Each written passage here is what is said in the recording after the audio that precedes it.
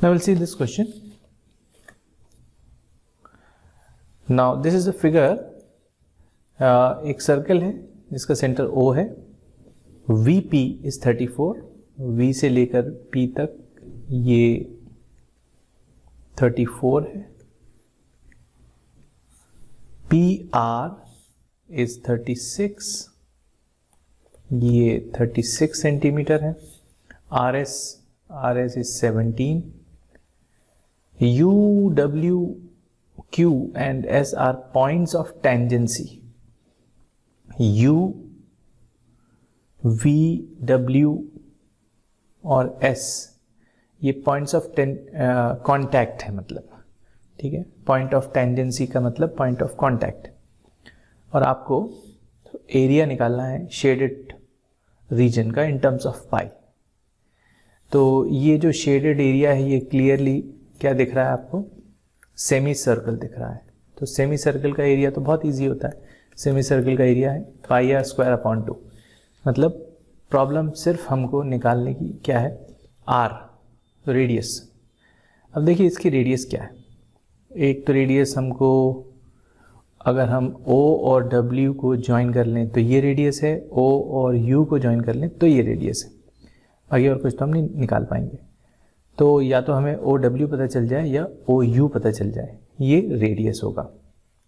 ठीक है, let's say this is R।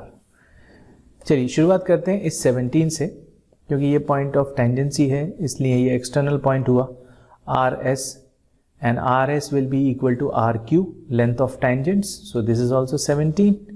और ये पूरा P से लेकर R तक 36 है, तो 36 में से 17 माइनस कर देंगे तो ये होगा 19।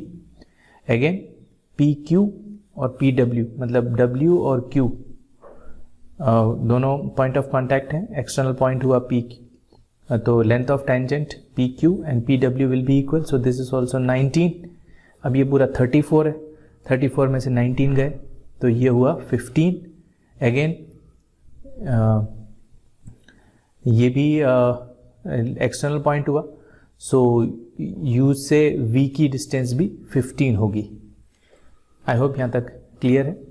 अब आपको पता है थ्योरम NCERT में जो दी हुई है, the radius is perpendicular to the tangent, so this is 90, this is 90 और ये 90 पहले से दिया हुआ क्वेश्चन में, एंगल सम प्रॉपर्टी से ये भी 90। तो ये क्या हो जाएगा, एक रेक्टेंगल, एंड रेक्टेंगल से ये स्क्वायर भी हो गया।